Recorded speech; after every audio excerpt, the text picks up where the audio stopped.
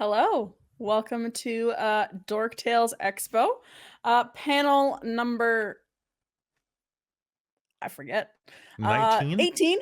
18, how to run a session 0. This is the session 0 for the Radiant at the Citadel game, which I have lovingly called Panic at the Citadel because it was a meme, and then I decided to keep the meme.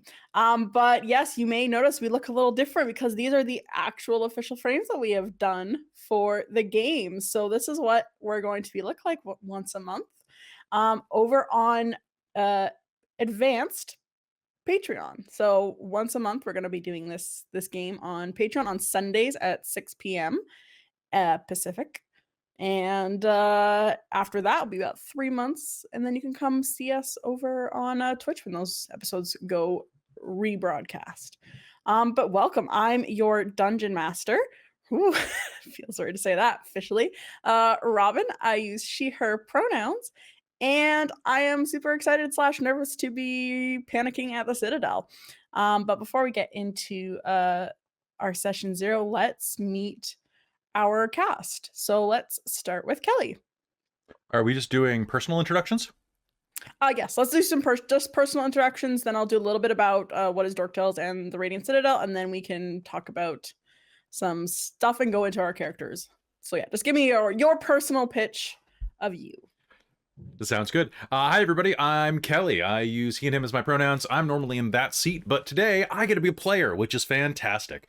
I am a big fantasy nerd and a big nerd in general, so that I'm very excited. That's what I got. Cool. Yeah, this is your channel, I guess. That's where we can. It's my channel. I don't know what else. What else do you want from me? I'm an Aquarius. I don't like long walks, but if I did, the beach sounds like an okay place to do them. Nice. I like the woods, and I like rain. Cool. Great. Let's go over next to Christine. Hello, I'm Christine. I'm Lady Liliana in the chat and on my own channel and all my socials. You regularly catch me here at Dork Tales. And yeah, once a week on my own channel. My pronouns are she, her. Great. Amy. Oh, hi, that's me. Hi, I'm Amy, and my pronouns are she, her, they, them. Yeah, I'm here regularly on Dork Tales as a Dork Tales player. This is what I do. And I also do stream on my own channel at twitch.tv/paradoxicalghoul. And yeah, I'm ready to panic. At the Citadel. At the Citadel. Then let's go over to Jen. Hey, I'm Jen. I use she, her pronouns, and you can find me mostly here on Dork Tales, as well as in the chat and Discord as Kelly Daniels, and on my new podcast, Paradox, a Mage the Ascension podcast, which is available wherever you can find podcasts. Mostly. It's still working. Awesome. Great. So I have a couple of questions from blog. I think I'll fit in questions where I think it feels good. So I think before we get going, I'm going to answer blog's latest question about what made you want to take the plunge off. You gonna talk about Traz? Oh fuck, Traz! I'm so sorry. Should I just go? I'm kidding. Oh. It's okay. I worried about doing the exact same thing when I did Technocracy. Anyway, hi, I'm Traz. I use he, him pronouns. I usually play over on Precarious' server once a week. I'm also on Strixhaven bi-weekly, and now you're also stuck with me even more. Oh, I'm so sorry, Traz. I'm so sorry. I can tell I'm nervous and jumping ahead, and my brain's like on like six speeds. Blog has apparently redeemed some Hurt Them Mores, and I think you just used them. I just heard Traz. Oh, I'm sorry. I'm so sorry, Traz. I'm gonna just curl. No, you're all. Don't even worry about it. Blog, stop by and Hurt Them Mores. What the hell? All right, there's +5 Hurt Them Mores. Those will carry forward. Sure, why not? Yeah, those bank for when we actually start, don't they? Yeah, I guess so. Yeah. Yep. Oh, I guess they do. Yep. Well, something good happens. Just got redeemed. All right. So yes, I'm so sorry, Traz. I will now answer Blog's question about what made you want to take the plunge off the deep end and roll a full game. Mild curiosity and having fun running some charity one shots for our Extra Life games, and also wanting to make Kelly not have to do a ton of DMing. So I was like, oh, let's give this whole DMing thing a try. That's kind of what made me decide to do the Radiant Citadel. And it was a book that Kelly had already purchased. And so it was available. And Kelly actually sent me an article about how comparing the Radiant Citadel through Star Trek to really kind of that really kind of sold me on running it, because I'll admit, looking at it initially, I was like, I don't know if I'm the right person to run this kind of game. But reading this article, I was like, this is a different way to look at it. So that's kind of changed my perspective. So let's get into the session 0. So first off, what is Dork Tales? Well, welcome to the channel. If this is your first time here for Dork Expo, we are an actual play live stream channel that do a lot of different varieties of games from Dungeons and Dragons, running both modules and homebrew games. Our longest running game is the Shards of Nirn, which is about 4 or 5 years old now. I did the math. It on November 28th, episode 3 is 5 years old. Wow. We So did 5 pre-recording, years old. like off-camera stuff, and I was counting when our anniversary is as a channel. And technically, it's Extra Life on November 3rd. This year is 5 years. Nice. So yeah, almost 5 years old. So we do D&D a lot. We also do a few games in different systems, things like World of Darkness. We do our Mage the Ascension Victorian Age game, which is like most of the cast minus Traz, which is maybe why I forgot Traz at the beginning. You just need to join a Mage game, Traz. Then I'll remember you. But yeah, that is one of my favorite games to be done. But we stream and have a bunch of friends. We're a bunch of good friends that like to play role-playing games, and we go quite hard. This is actually going to be the most casual you'll see us for this campaign, because we will be fully costumed up to like the lovely art that you see above my players' windows there. All right, so now that we know what Dork Tales is, what is the Radiant Citadel? So the Radiant Citadel is an anthology series written by quite a few different writers from different cultures that Wizards of the Coast released last year in the summertime. And it is all about a hub, basically, of a place that has access to going off to different multiverses. And it's all about experiencing and traveling to different cultures and basically being like a crisis team, which kind of is where they tied in that Star Trek vibe, which is really kind of funny that now we've unlocked the Patreon goal of doing a Star Trek game, because I was definitely mimicking that feel when I was looking to run this game. So it is all about traveling and looking and experiencing and doing a thoughtful adventure and experiencing different cultures. So again, as you might wonder, I am a white woman. I do not have any sort of other background. I am German, British, and Polish. I am as white as they come. So there's a bit of an initial worry when I started, doing this panel. But they actually have a really, really thoughtful, it's called Thoughtful Introductions at the beginning of the book. And I'm going to read it because they really want you to explore this book. So I'm just going to read it verbatim because it's not very long. But it says, while exploring the locations introduced through these adventures, be thoughtful of how you roleplay and describe groups of people. Consider guidance here when running adventures. Broad descriptions describe everyone's features, not just those whose features are different from your own. Detail, not stereotypes. When describing a character's experience, strive to detail more than just one thing and avoid descriptions based on stereotypes. The more you say about body hairstyle, and texture, skin tone, clothes, and accessories, and the like, the more dimension a character has. As some societies strongly associate ethnicity with skin color, take extra care when describing characters' skin colors. Consider a range of literal descriptions such as copper, umber, onyx, or ebony, with modifiers such as rich, lustrous, warm, or cool. Gradual explorations. You don't have to reveal a setting's entire culture at once. Skip details that aren't immediately relevant to the characters and reveal details as they arise. A scene in a tavern presents opportunities to introduce distinct foods, while a market trip is a great time to note a variety of dress. Highlight what's familiar. Highlight what's familiar in a culture and how it's like in other locations. This can help characters ground their experiences and better understand where they're visiting. Online and stream games. Just as you don't have to breathe fire in real life to play a Dragonborn in D&D, you don't need to be from cultures that inspired the adventures in this book to play characters from them. However, take care to portray the characters as three-dimensional people with relatable desires and fears. One person's culture isn't another's costume. If you dress up, simple outfits are best.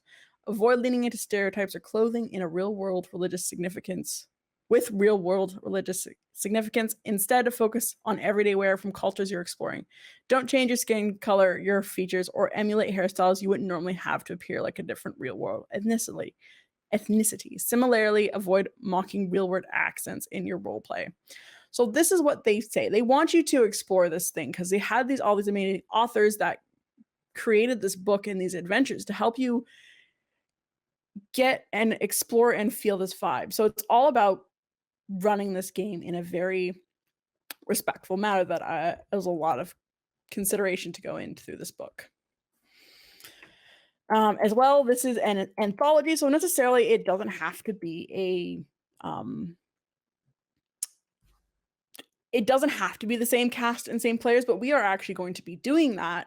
So I want to tie this in together more than just like adventure to adventure. I want to like tie backstories in and have like maybe a little bit of a sub underplot for this game. So on to that, my first actual question to my players here is this is a game all about multiverses. I would like to during the Extra Life game I had created the representative incarnate, which are these crystalline creatures that represent the places for Elos. And I was just wanting to confirm that you guys would like Elos to be in this game as a place. Yeah, I'd be down with that. Yeah, absolutely. Cool. Yeah. Yeah, totally. Awesome. So that's a bit of my intro for the Radiant Citadel. During this session 0, we're going to be talking about, obviously, we're going to meet our cast, talk about the characters, some updates that maybe we've made about different backgrounds, feats, as well the languages and party dynamic that we have, and the background of the party of how they know each other. As well, I want to ask about the players' breaks in the story, if we want to do anything in the Citadel / work in maybe different plot points that aren't from these adventures. And then we're also going to talk about tones, themes, and content, house rules, and shout out to our artist. Because we're going to basically go through a consent list and make sure that all of our players are on the same speed for what they want in this game, because it is important to go through this consent list to make sure that we get the best experience that we can from this game. So yeah, as I mentioned earlier, we are going to be streaming this on Sundays once a month at 6 p.m. Pacific, and it's going to be over on our Patreon, so it'll be on YouTube live stream and then 3 months later on Twitch. So let's meet our characters. And because I had forgotten Traz to start, let's go with Traz first. Let's put you on the spot first. Oh, fine. Be that way. Okay. So my character's name is Strezar Agnero. He is a Wood Elf Paladin who is his background is City Watch. So he's a guard, upcoming guard looking to prove himself. Cool. is, do you want to, so you're a paladin. Paladin doesn't choose their subclass until 3rd level. So you're just basic paladin right now. Is there anything else you want to talk about your survey? Do you want to talk about your background that you took? Oh, you took City Watch, that you mentioned that. Yeah. So he is a member of the Radiant Citadel. The Shield Bearers are the main defense group, so I figured he probably is part of that, working for the Shield Bearers. Yeah, because we didn't have a chance. Because he could be that, or he can be from. He could have been from Eos originally and sent to Mhm. work with the Shield Bearers. Yeah. Yeah, no, that's what I was wondering about. Yeah. I was reading that in your survey. So he started out in an actual world and then has been transferred here as well. Wonderful. Anything else you want to mention about him, or you're good? No, that's pretty much the basics of him. I don't, unless some other information you want me to talk about. I don't think so. If there, I guess I'll ask this question because blog asked us, what was the inspiration for your character? No specific character that inspired me. Just someone I want to kind of explore, help people. Okay. But yeah, and that no actual specific character that inspired him. It was just an idea that came to mind. Mm-hmm. No, I'm looking forward to playing with your kind of, I always see him as a young anime protagonist. When I saw the art for that, it's like, yeah, he's the art was very fitting for him. Yeah. So yeah, I really like that. Wonderful. Let's go to Jen. Yeah, so I'll be playing my Extra Life character come back in a different form, sort of. So Ferex, when I played her for Extra Life, she was a rogue. And mostly at that point, I'll just talk about inspiration now anyway, because I have kind of 2 pots of inspiration. But for Extra Life, it was a combination of wanting to play something interesting and different, and also a rogue because I love rogues. um, but she is a ranger now. Specifically, I took the background urban bounty hunter. So she is not so much the forest ranger as she is the tracking people through cities type ranger. She's like the people ranger. Yeah, and actually, instead of favored terrain, I took what is it called?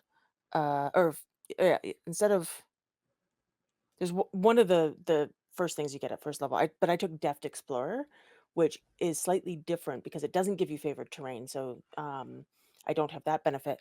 But I got Canny instead, which gave me expertise in one of my skills. So and I took Perception. So yeah. But You're good at noticing things. I am, yeah. What's your passive perception starting? I'm just curious. I didn't have 17. 17. Yeah, that's pretty good. That's pretty good. And so for this second round of this character, for one thing, I want to say she is a changeling. I absolutely refuse to go outside of my skin tone. So she's not going to be necessarily changing into other aspects of like other diverse cultures. She will always be a version of her. I might go male at some point though, female, play with Mhm. that, see how that works. Because I do have the shape changer ability. Um, but yeah, her kind of basic backstory is that she was like kidnapped and as a child, and she doesn't actually remember anything from her time before the Feywild. she ended up in the Feywild, and then at some point was basically booted out into one of the realms attached to the Radiant Citadel, Atagua, I think it's called. I might be mispronouncing that. I can't remember. But she um, didn't like being so close to the Feywild, so she ended up making her way to the Radiant Citadel and now working uh, for the Radiant Citadel and stuff. What else was I gonna say? I was gonna say one more thing, but now I forget what it was. Oh, right. Just kind of the real inspiration for this time around was that I wanted to multi-class, and I have chosen a very, very gross combination of things, and Yeah. I'm sorry, not sorry. Uh, Yeah, I'm looking forward to that because oh boy, that's gonna be yeah. insane. Awesome. Anything else? Also, your character gave me feelings when I saw the art. It's not fair. Yeah, I mean, she can look however she wants, and she likes to look like that. So, You know what? If I could choose to look certain ways, I would probably like most of the times look like that. yeah, Awesome. yeah. But I guess the last thing I'll say is that she is a very high charisma. Go figure. Uh, and she is very like pansexual, flirtatious, trying to not really overplay that aspect, but I will probably flirt with every single one of you, and if you would like me to not, please let me know. Just saying. Yeah. Yeah, and Blur away. we can definitely talk about that when we get into like talking about our lines and veils in the session 0 because that is a really key thing when you're running a session 0 is to make sure you talk with the player's comfort because um Jen may want to flirt with everyone, but there may be someone that doesn't necessarily want to have that kind of element in their gameplay. So it's really good to make sure that all of your players and DM are on board too, because Jen may want to flirt and maybe I don't necessarily want to, but I mean, that's not me. I'm a flirty person. So I'm looking forward to throwing NPCs at Jen. It's going to be great. But yeah, that'll be something we can definitely talk about with everyone. Comfort level, what they want for that in when we talk about tones, themes, and content. Next, let's go to Amy. Oh, hello. I am playing, what the hell did I call my character? Eva. No, Eva. Pronounced Eva. That's right. Eva, okay. I'm gonna make a Because note. it is short for Evanescent. Anyways. Yeah. Because I am playing an Aetherborn cleric of the Trickery domain. And what is Aetherborn for people that don't know? Because that is well, unearthed arcana. taking so I got it was from like the Plane Shift Kaladesh supplement, I think. So I was trying to figure out what the heck I wanted to play with this. So I was looking through all the descriptions. I was like, oh, that sounds really interesting. Like they pop into existence, at just like as like a byproduct of the processing of aether or manipulation of it. Okay, that sounds really cool. And I did the whole thing and I started making my character. And then I was like, wait, what do these things look like? And then I Googled them and I was like, oh no, I can't do that. So, I am not being true to the source material on this. We are going to hand wave that. And I'd say maybe part of the trickery domain is that because they've got the disguise kit thing. So they can look pretty much mostly however they want. So we're going to be rolling with that for that. We're gonna be so chaotic together. Oh my it's going to be god, nuts. this is insane. My stats make me cry, and they're the best stat line I was able to get out of my rolls. So that's just that told me everything I need to know about this character. With my -2 in strength, and Me too. Twins. So from my understanding of Aetherborn is that they basically pop into existence and then they exist for X, Y, Z number of years, indefinite, undetermined, and then they just vanish again or something. So I think that's going to be fun to look at as a character that just kind of is now here. And I took the Yep. charlatan background.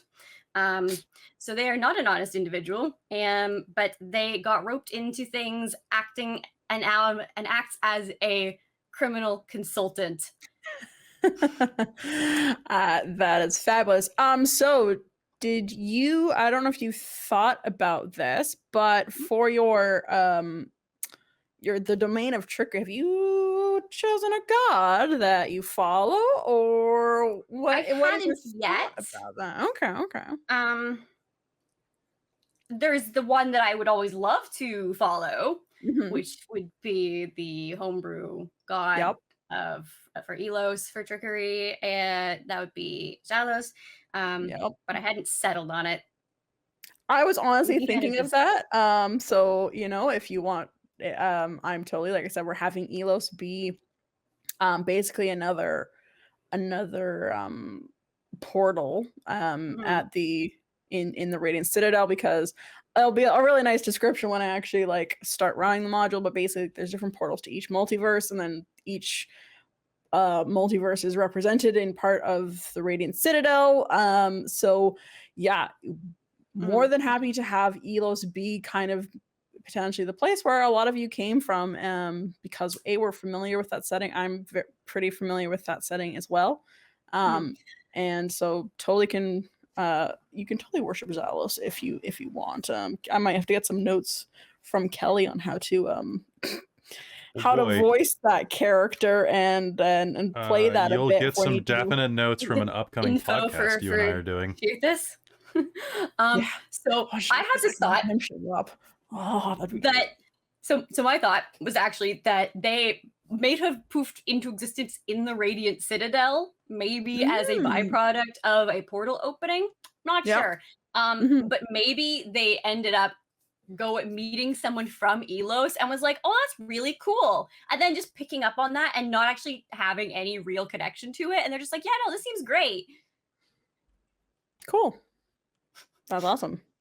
I like that a lot. I definitely could have some people that you uh hang out with that definitely are influential for that god, because nothing is funnier than like following a god of one that you don't actually really know or have like a huge connection with. I think that is a really interesting aspect to be kind of explored for that. Wonderful. If you are all done, Amy, I'll pop up to Christine. Yeah, I think that was it. Cool. Okay. So I am going back to playing Luna Moonglow from Extra Life. However, I am reworking her because she was designed for Extra Life as a one-shot type game. So I did pick stuff that would be very easy to do for short run and not necessarily for long term. However, I am keeping her as a wild magic sorcerer with the Feylost background. So she is lost in the Feywilds, and I think we're talking about maybe having her just stumble out of it right into the Radiant Yeah. Citadel, and Yeah, that's where she finally gets out. I was wondering if using it, 'cause I think I'm Um, gonna do the little setup scenes, and I think it'd be really cool to have you either start or finish the group with then the actual intro into the yeah, Radiant Citadel. So I think that's a great kind of step. but I've made some adjustments. I've gotten a new wig, a few other things for her, and the more I'm looking at some of the stuff that I'm thinking about for the long term, I'm kind of like, I feel like I might need to multi-class into Bard at some point, because Feylost, you get an instrument. So I was figuring I'd take a travel size harp or lyre type thing. And some of the personality traits and flaws and whatnot, bonds and ideals for Feylost are quite entertaining, and I've switched them up a little bit. So she's going to be a bit more dreamy and lose track of time a little bit. But yeah, I'm very excited for playing her and getting into this, but otherwise she is human. Yeah, I've got decent stats, but I'm having trouble deciding what feat to go with for the alternate, the variant human traits. Mhm.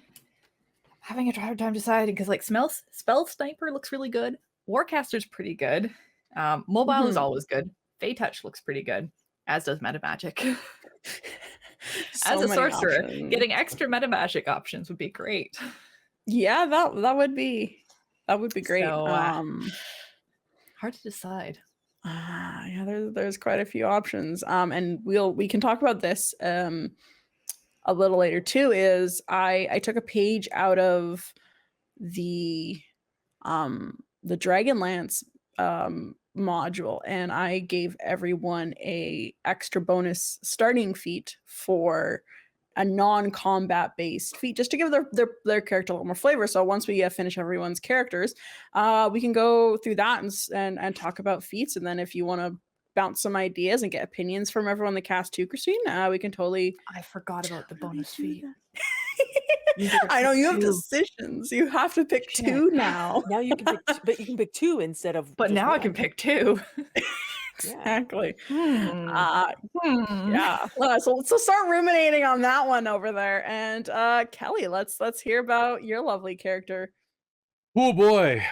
So besides having an unpronounceable name, apparently, so Zugas is a I'm taking I was really struggling because on the original time that we did this, I played a tiefling gunslinger and he didn't work. Like his stats, I had like 4 18s on that character. It was the best stat line I've ever ran. And he wasn't very much fun. Like I would try, it was like I want him to be like a Southern Captain Kirk, and it didn't work. So I kept going back to the drawing board like time and time again. You listened to me, Robin, angst about it for 3 months, probably straight, where I was just like, what am I gonna play? And then, was it you that encouraged me to do this? Like you and Christine, because you wanted me to do a specific voice for a character around Christmas. Yeah. Because this character is a hybrid of 3 characters. If you could take a look at his art, it's pretty obvious. Because you really wanted me to do a Kratos voice. And then so Zugas is a combination of 3 characters. He is a Hollow One reborn blood hunter, which is the gothest concept that ever existed. And he is a combination of 3 characters. He is 1 part Kratos, 1 part Geralt, and 1 part Wolverine. I love it when he pitched it to me. I was like, yes, all the yes. So, and I'm drawing actually the most out of all this from like Wolverine, because he is an amnesiac werewolf, basically. Yep. His curse won't let him die, because he will be a Lycan blood hunter when his blood re-thickens. But he, at the beginning of the campaign, is going to wake up dead. And is going to come back to life at level 1, be like with the "oh my head" kind of thing. Oh, good, you're awake. Yeah, basically, he's in a cart being bodied off, and some guy is like, "Hey, you're awake," and it's like, not dead yet. Yep, Sorcerer Sanguine is right. Fuck, I'm the best at what I do, boy. I haven't figured out the voice yet. I have no idea what it's gonna be. Do you need a young sidekick is the question. I've got Ferrex. She can shapeshift. They can shapeshift. It's fine. Be a boy. Be a boy. Today. There we go. Today you will be a boy. Only Tomorrow. if you talk to me in that voice. This is my Help voice. me. How else would I? Help me, God. Oh my God. You need Ferrex because this is the one character, like, I'm thinking that Zugas is potentially asexual. Or he's like, or at the very least demisexual. I don't think he cares. I don't think he cares for that or even thinks about it. So if it comes up, I think he's up, like, he's got like Scotchguard against flirting. That's fantastic. Why are you speaking to me like this? What is the purpose of this? Help me. Right, I'm not sure what his voice is. That's potentially though. So yes, Blood Hunter, Lycan, Reborn, Hollow One. He has some pretty gross abilities, and I can't wait to get him further into play, especially when he gets his claws. But as my starting feat, I think I'm going to take Athlete. Mm-hmm. Oh yeah, I pitched the Ultimate Daddy is what I did. Yes, so. yes, you pitched Ultimate Daddy. So my concept for this is I'm going to start him as the lone wolf. And then I'm going to break that down real quick because that's not fun to play with. So my goal is to basically have someone be my Jubilee, like right off the bat. Who is the plucky person who's like, I like to see him as like a guy who doesn't want to get involved but has to get involved, you know? Of this table, I potentially of plucky, I can see it. Honestly, it could be I like think it's a tie. 3 of them. It could be Eva, Luna, or Strazar. I could see either 3 of them being the plucky person. And it could even be Ferrex, depending on how they're Ferrex played. too. Like, It's true how Ferrex is being played, but I think like plucky. oh, I think that obviously, those- Luna for like the good, like the sweet, innocent, weird Luna Lovegood type of vibe. Ava off of like the Chaos Goblin, getting into trouble Yep. constantly, and Strazar just because he looks so vanilla. He looks so vanilla. You act like Luna is not a Chaos Goblin herself. She's just a very different type of Chaos Goblin. Yeah, No, she's but you this is like present. Chaos, the crew over here. But like, I think like if I it went comes for to the a chaotic ideal. Yeah. That's fair, Which, that's fair. speaking of, you're a wild magic sorcerer, Christine. Yes. So Okay. I know we wanted Fuck. to also before I jump on, I just want to make sure, Kelly, is there anything else you want to talk to us about Zugus? I don't think so at this point. I think that if you have any ideas for voice, my only worry is that if I do go super deep, I won't be super audible because deep is quieter. So, I mean, I could always just lean in when he speaks and speak low. Is that loud enough? Yeah, that's great. All right. Yeah. All right, cool. So Then, just make yeah, sure I'll you figure get- it out. Yeah. Also, god damn it, Amy. Name in our group chat. It was an emergency. I had to share it. Yep, it's fair. Great. Yeah, Kelly just saw it. Where was I gonna go? Oh yeah, next to Already off Christine, the rails. wild magic sorcerer. So we were thinking of not doing the insane crazy chart that we used for Extra Life, but maybe Yeah. using the basic wild surge chart, but with some things like I'll omit from the chart. Like if you roll that, I'll just go like the closest, either top or bottom, kind of depends, because like things like what almost killed TPK'd us in the first episode of Strixhaven was Soul way rolled a The Kelly? fireball. the fireball centered. I strongly suggest you use the 300 list that we used for Reign of Emeries, where you can accidentally turn someone into a dragon. Okay, could you link me that one On it. eventually? Not now, Because okay, that's cool. what I gave Caitlin for her wild magic surges, and it Sure. was So how the exactly dumbest do idea. you roll on that though? You can do it 2 ways. You can do it where you roll a d6 to see how severe it is, because each column is worse. So 100, 100, 100. Or you could just have the player roll percentiles, and you give the one that fits the scene the best. Okay. So So you yeah, take a look little at- more of an So like a advantage there. 100, 200, and 300%, like the 0 to 100. Like, so yeah, I basically have like 3 options, and I can choose the one that like fits the scene the best. Okay. So yeah, we 'cause- can see how that goes. I feel a lot of the ones which deliberately hurt people in the area or something just aren't that fun. Whereas like the ones that are a bit wacky, like you grow a beard made of feathers that remains until you sneeze, and then Yeah. feathers.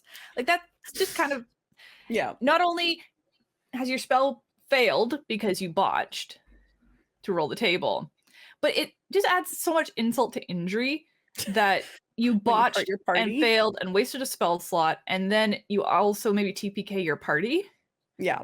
Like, that just doesn't seem very fair or fun to actually play. Like, why would you pick to play a wild magic sorcerer at that point? Right. Yeah. No, I think that's a great idea. Because I also No. I don't want to do that either.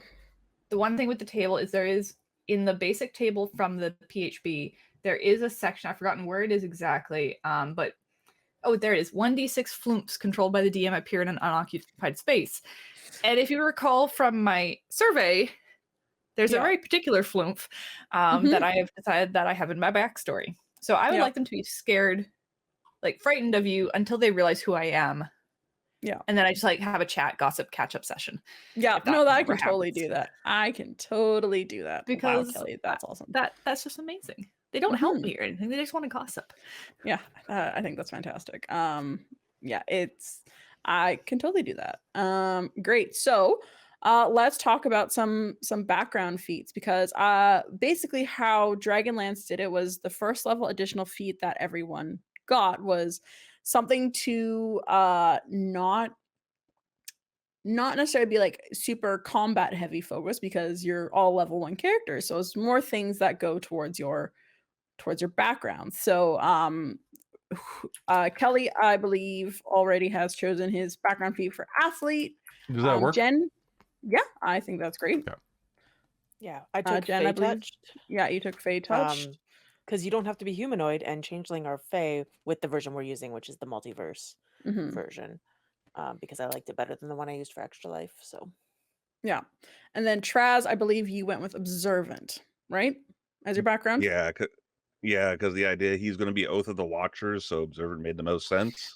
And City Watch, like you've already kind of started going through training, so I think it's totally it totally fits the backstory. And basically, when I kind of like was like this to players, like I make it make sense with your character's backstory, because I think it helps with the progression of your character and helps at creation. Also, I like giving little extra things. I think it's fun to have little goodies with with your character. So yeah, he's more observant because he's already kind of got some training. So I think it really fits with the background story as well.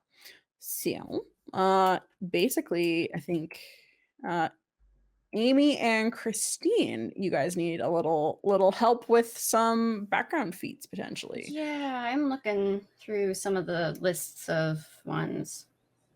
So yeah, kind of staying away from like Amy, look at actor. Yeah, actor is great. Actor allows you to perfectly mimic voices. Actor was one of the ones I was thinking of too, but yeah, it's got like those two for either of you is fantastic. Lucky. Yep. Yeah, I've taken Lucky before, and I'm just like, Have you? do something different. Okay, listen. What if I took Chef? Ooh. I mean, it's great. Christine has that in Dragonlance, Christine, and it's really Christine powerful. I don't know. I'm gonna think. I'm gonna look. I don't know how the backstory, but it's like I'll I don't also know. look and help. Yeah. A good suggestion is Keen Mind as well. You increase your int. You always know which way is north. You always know which numbers of hour are left before the next sunrise or sunset, and you can accurately recall anything you have seen or heard within the past month. So it is. That sounds too functional. Yeah. Yeah, my int is 10. I get no bonuses. All right. Are you allowing Unearthed Arcana feats if they're good? Yeah, if they're not like broken. Sure. You could take Silver Tongued. Kyle has that. This is not a sex joke. But it's an Unearthed Arcana one. It raises your charisma. You gain proficiency in deception or expertise if you already have it.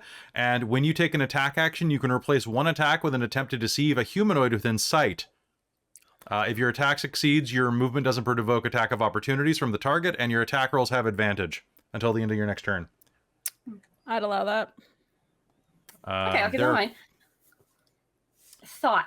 I just found one of the Unearthed Arcana ones called Investigator, which if they're a criminal informant, they might just be very specifically good at that because it would boost up my intelligence by by 1, and then proficiency specifically in investigation, which I don't already have, I think. Or if I was, I could double my proficiency. Yeah. Are you proficient in Thieves' Tools? Search action as a bonus action. Oh. Yeah, so that could be useful. That could be useful. I'm kind of leaning towards that. All right. I'd approve that. Also, don't forget Cartomancer's a thing. Oh, you need to be 4th level for that. Never mind. It allows you to be Gambit. You can throw cards and stuff and do weird stuff. It's interesting. Cool. Is anybody else looking at their... Christine, did you figure one out? Well, I wasn't too sure on what was on offer for the bonus. So for the bonus, is things not super like combat heavy, but you're also variant human. So if you wanted to just take like spell sniper or warcaster as part of your variant human feat, that's great. And then just like choose like maybe less combat based feat What for about like the meta extra magic? one. The meta magic Meta adept. magic adept. Great. Yeah, That basically I gives think me meta magic options at level 1, though, instead of level 2. Yeah, that would. It would give you 2 additional meta magics and 2 Yeah. additional sorcery points. yeah. Oh, that'd be It's pretty great. I broken have it as for that- Hazel. That's really Yeah. squeaky. That's good. But I was I'd approve thinking that more- you're a sorcerer, so I think it could. Yeah. Okay, because I was That'd be thinking forward. if I could do that, then I'd take that and probably spell sniper as my That's a great other one, one. because I have warcaster on other characters and it never really gets used because the caster's never close enough to get an opportunity attack. Except when you get swarmed like Fadia did in our Shards of Nern But otherwise, it campaign. almost You deserved it. never happens with Yeah. the way I play casters. So Yeah. I've been finding with Kalara, it's never happened because she has it. Mm. The nice thing is the advantage on So. concentration checks. So that's This is the true, like then- one nice thing. But Sorcerers yeah, do no. have a fair number of con spells, but it's not the be all Yeah. end all for them, which is nice. No. So I was thinking I'd try spell sniper. I keep wanting to say smell, not spell. Smell sniper. Hell sniper. That's like a guy that farts in his hand and throws it. Whatcha? Also like it may be depending on weird something like depending on how Luna is for chaos. I don't know how much like brawl she get in, but something like tavern brawler could be funny. Just you're good with improvised weapons if someone does get close to you. And your unarmed strike does a d4 instead of like just your regular strength bonus. But also like Mhm. meta magic feat's great too. So kind of just depending on Yeah, I haven't been giving her much in the way of physical. Her strength is definitely her lowest stat. Yeah. I'm going more for finesse, I think, than anything. Yeah. Okay. Especially if I'm going to go maybe meta multi-class with Bard at some point. Yeah. Fair. Yeah, as well, anything like telepathic or telekinetic would be interesting. I'd allow that. If you want to like be able to speak in people's minds like a crazy, crazy chaos gremlin. But yeah, those are some great options for you, Christine. You can mull those over. Don't have to like set one in stone now, but those are just some great options. Well, I was already planning to take Mage Hand, so that would free up a cantrip space if I took telekinetic. Yeah, there And we you go. can use it as an attack. Yeah. And then at 4th level, I could just take meta magic. Yeah, could do that. Gaming, yeah. Yeah. So yeah, mull those over because I think those are some great options.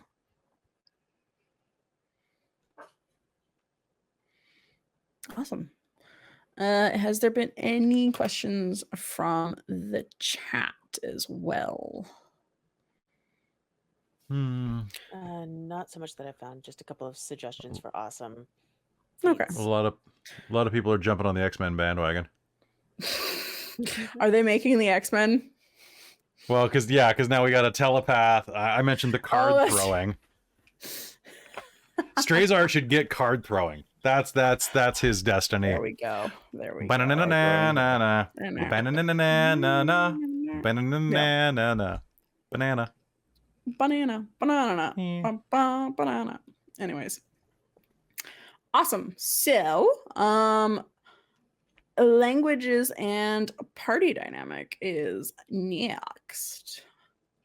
So this is a spoiler alert. This is a template that Kelly's given for session zeros.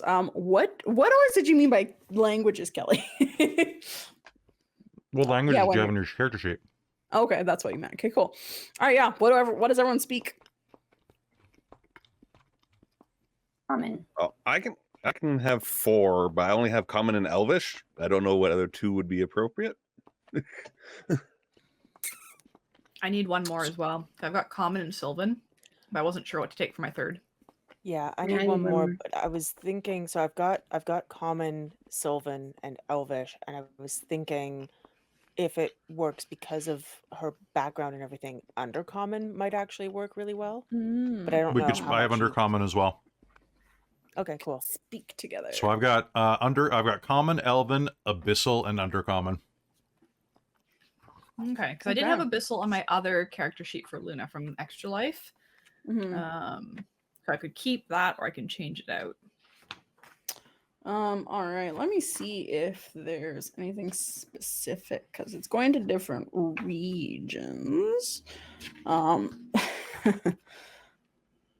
mean, I think anything like for Fey people, Sylvan, I have seen in this book is something that is the language that gets used that some creatures or people speak. So potentially, if you haven't taken Sylvan, it might be good for someone to take Sylvan as a language. That is always a good option. So quick question.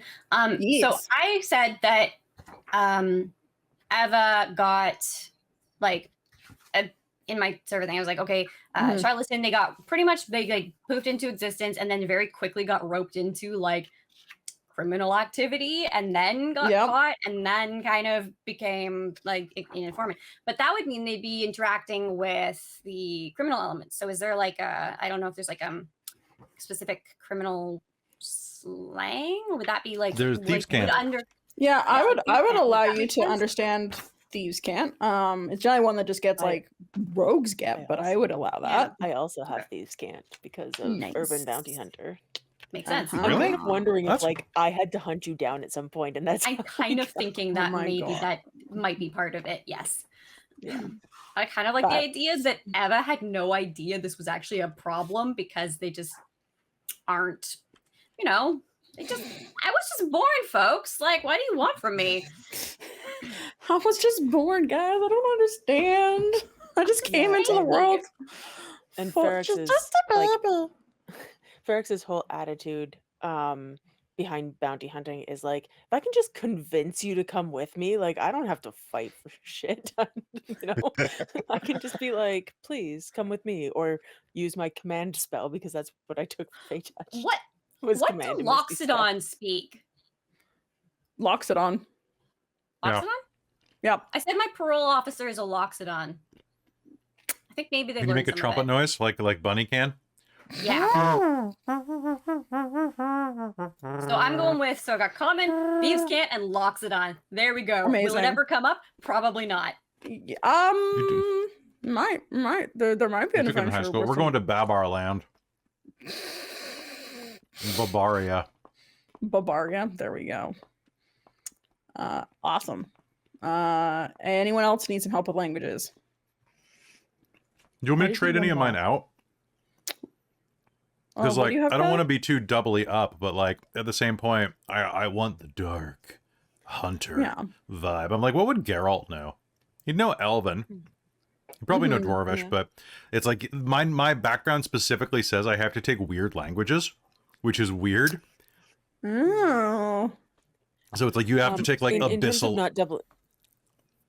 Oh, I was gonna say, in terms of not doubling up, I just realized that I don't actually get Thieves Cant, but I would like to take Thieves Cant as my last language instead of Undercommon.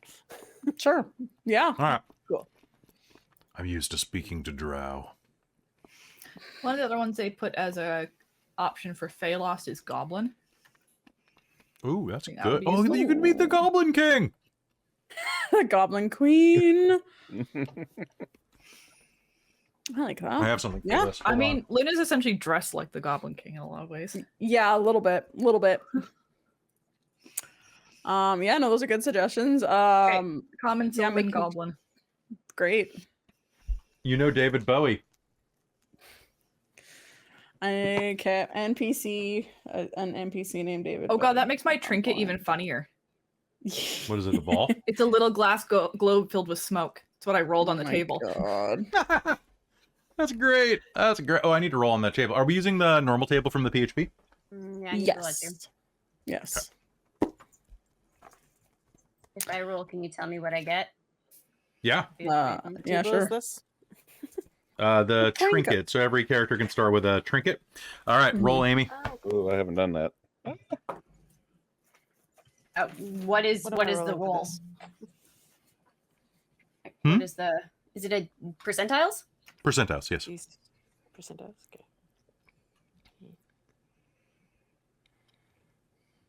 Where did that not? Or should we roll a hold on. second? Should I roll a second trinket then? Because this one came from my Fey Lost background. Yeah. Oh shit. Okay. I got a 63. Nice. 63 is an alabaster mask, which you literally have on your character art. Wow. There we go. Oh my god! Beautiful.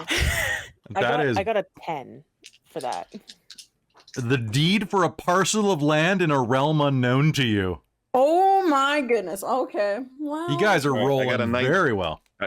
I got a 19. Was that? You have a pipe that 19. blows bubbles, which just is so vanilla for your character. It's great. And I rolled a receipt of a deposit at a bank in a far-flung city. All right. I'm gonna have to Okay, give you for my leave second from one, Kelly. I rolled a 97, which is a tiny mechanical crab or spider that moves about when it's not being observed. Oh my god. Are you feeling are it, the Mr. perfect Krabs? Right. Kelly, a note receipt from a bank. Oh boy. These are plot points I may use.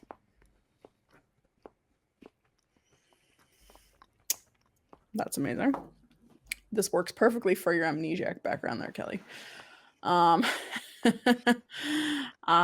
Wonderful. So the party dynamic. So kind of how we're starting, I think. I was wondering initially if you all were hired and have known each other for a bit, but I'm thinking from this from actually meeting your characters and hearing a little bit of how things might be running out is I think maybe this first adventure is you 5 getting all thrown together, unless like we want to talk about some if want to talk about relationships, if people know each other beforehand, but it seems like Christine might be joining in a little bit late. Amy, you might maybe know you could potentially know a lot of the other characters. If you're a consultant, you may have worked with Strazar. But yeah, let's talk about stuff. Do you guys want to know each other, or do you want it to be this is your first adventure meeting as well? Personally, I think I would enjoy having at least peripheral connections. Like I like the idea that perhaps Ferrex may have tracked Eva down, and that was why they're connected. And then possibly also if sorry, what was Traz's character's name? Strazar. Strazar. Is it Strazar may or also- Strazar Traz? Probably depends where you come from. Either one works. Okay. All right. So Strazar if you're nasty. oh my god, no! You know what I just realized? We can call him Straz for short. Just Oh my Oh, no. god. Straz! That wasn't What have you done? intentional. Literally in the name. All right, Oh, it is? Strazelta. Oh my god. At least we'll know which one it is who we're talking to. You'll Yeah, always be like, what? exactly. You'll perk up. But Strazar may have also had a run-in with Eva's nonsense if they were doing city guard stuff, depending on where things are. But also, yeah, I'd like could be. Great. Yeah, I mean, with Ferrex being a bounty hunter, we have probably talked. Whether that was your what form it was, I don't know. I mean, that's kind of what I was thinking is if, maybe you had some interactions with Ava and we're just like something is off about this and I don't know what, but also like she needs to be brought in. And the city guard was just kind of like, it's just some other like criminal or whatever, and then like hiring Ferrex or something to like heading to go get her and whatnot, and then maybe Ferrex was just like, "You need a good influence in your life, Ava." Just like, "Go over Oh, here." no. You took Ava under your proverbial wing to train Oh, better ways. This is okay. Not relevant to anything. How tall is Ferrex on average? Like regular, just generally. I think regularly maybe about 5'8" ish. That's kind of the number I have in my head. So not super Beautiful. tall, but Eva's like 5 feet tall. Amazing. I'm a little bit shorter than you. I'm 4'10". I just love this. Like looking up at Ferrex is going to be an interesting time. Oh my oh goodness. yes, my eyes are up. 8 Oh wait, inches? You're probably looking straight at them. Not to go there. I'm sorry, but it just occurred to me that it's fantastic. Kelly, can we just like, I don't know how hard it is for you, but can you just like show the like full body art, at least for Ferrex, maybe everyone, but just to show the audience in case they haven't seen it. Because I'll make it so. yep, it's just yeah, there's everyone's art is fantastic, which I'm going to shout out again at the end, but it is from Jazz Lazy Arts, Jason_arts on Instagram did all of our amazing art for this So good. campaign. All of it is amazing. So please go check them out and support them on Instagram. It's wonderful. And They give us a sweetheart deal too, which was just lovely. yeah. All right, So that character art is wonderful. is going on screen. Sweet.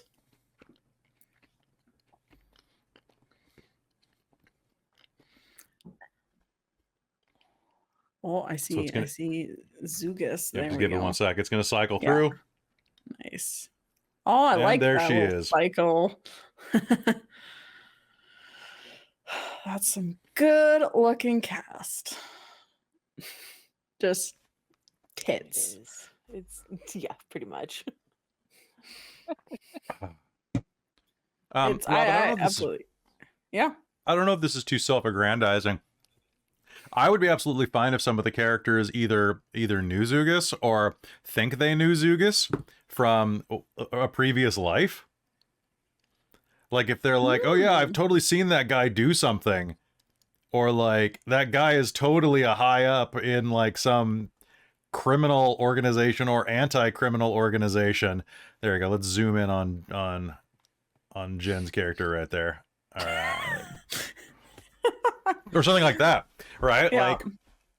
Like I would totally be fine with that if anybody just wants to invent something there. Okay. Even if it's like, I don't want to go so far as to be like was a character's mentor or something, but I think he's been around for a long time and just keeps getting reset. Yeah.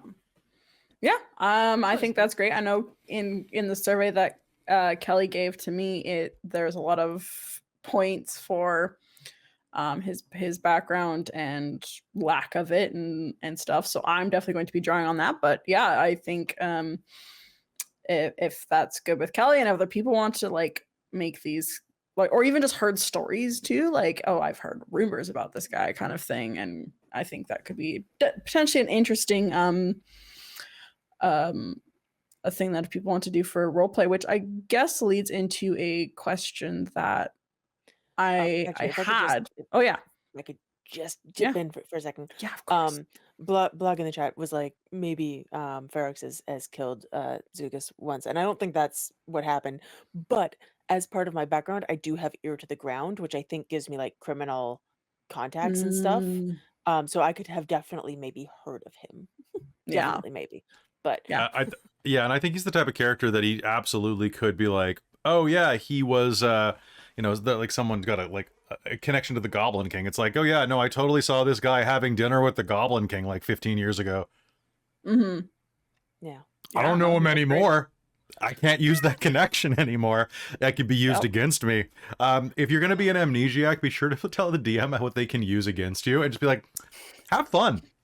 We're a multiverse hopping thing, and I've been on the Citadel for at least 100 years. Tell me what I've done. Yeah, it's great. I have some wonderful ideas for Kelly. And I think that's what I'm really excited about being a DM is I have a very background of creativity that is I'm really excited to like let out a little bit. It's so good. Heard me more. Yeah. So cool. That's a great talk about party dynamic. So what the suggestions in the Radiant Citadel for running it were they had a bunch of suggestions, and one of them was working for the shield bearers. Nice. Thank you, right. Larouk. Larouk just tipped $69. Nice. Thank you, Larouk. Very nice. That was You're the so nicest. nice of you. Yeah. You know, hold on. For that. That was pretty nice. Good job, kid. I like it. Yeah. I saw two squirms, Traz and you. You're like, woo. That was Traz. Woo. Yeah, that's fantastic. So yeah, you guys are gonna probably work for the shield bearers because that's definitely kind of the Star Trek vibe.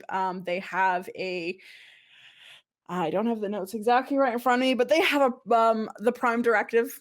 They made they have words. It's a two word thing that's like, yeah, they work for crises and try not to interfere with so much affect the worlds too much that they visit, but they are basically like a crisis team that goes in and helps. So that's kind of the similarities to Star Trek that we're pulling from. So I think that's going to be the best way to run this anthology series, that we can basically work for the Citadel, come back to it, which goes to my question of this is an anthology series. It has settings for each adventure and each plane.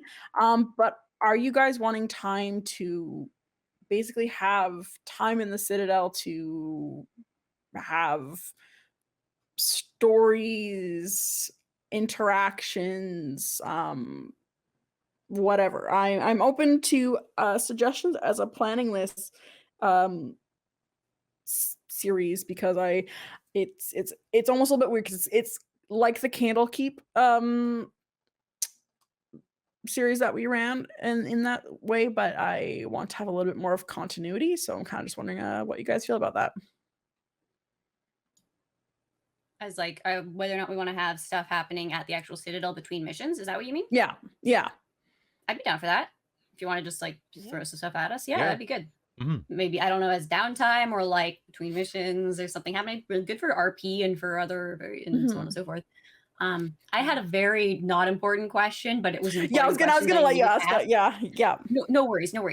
So this is like the prime directive is don't get too involved or change things in the places we're helping. How is that supposed to work when everyone in our team is so freaking hot? I feel like that's going to be a distraction and may fundamentally change some places. Like if there's a religion that starts off because of Ferrix, I would not be surprised. There probably already is somewhere. Yeah. Praise them.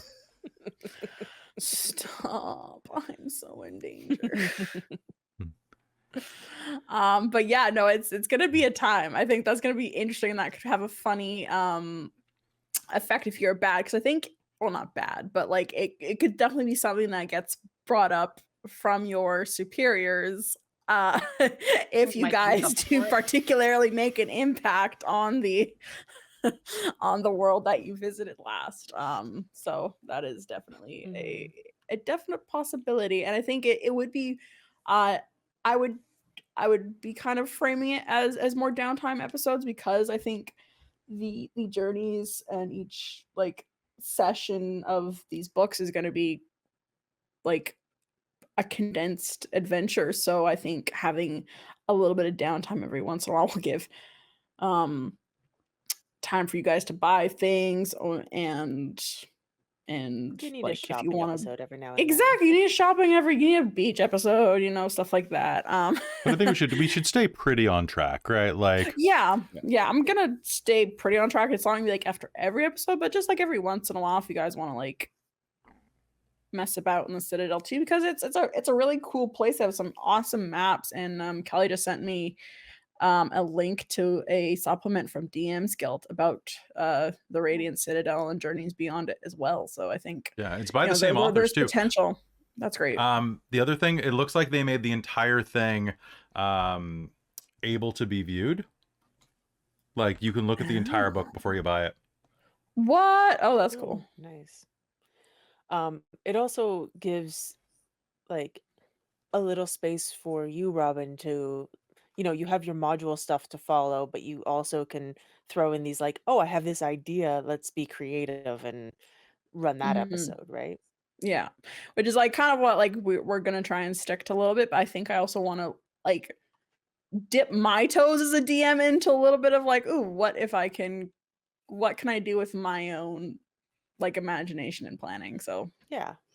I think we need an NPC that ends up being like our aspirated handler.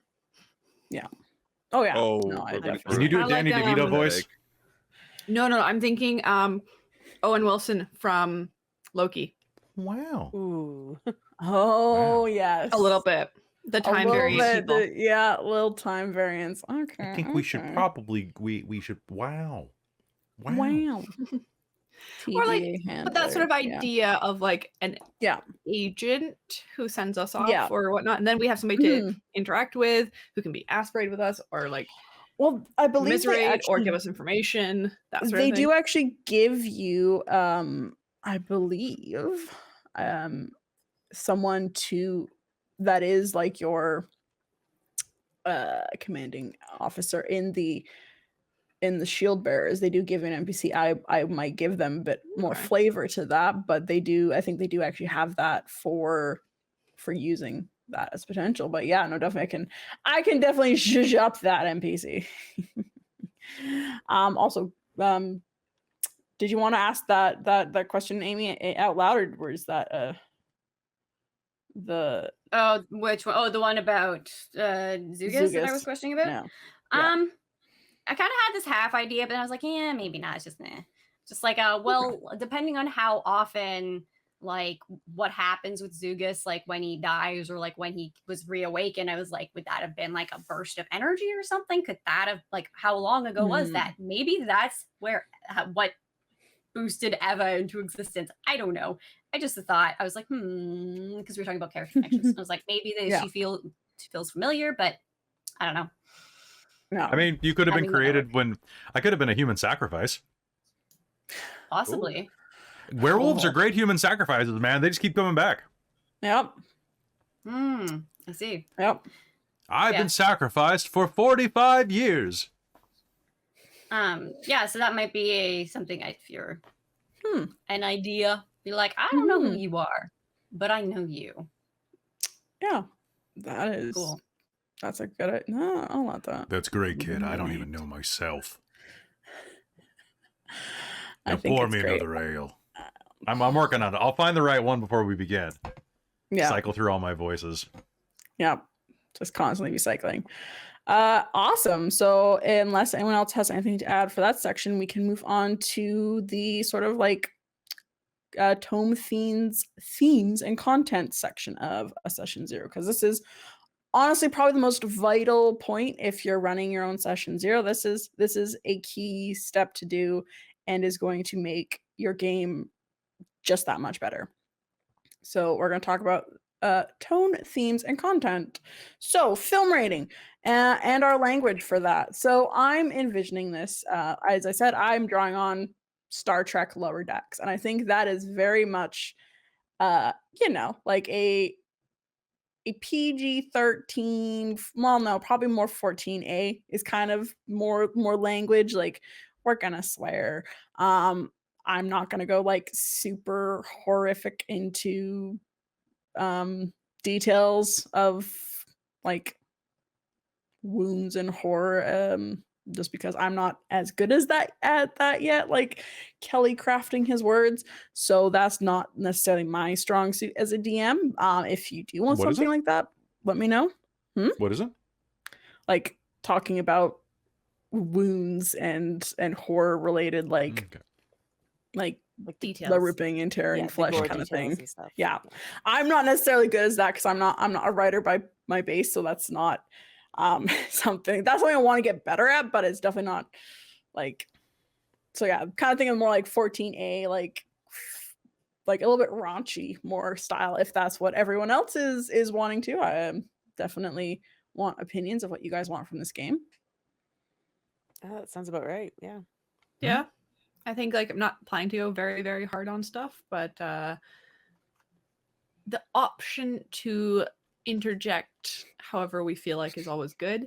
Yeah.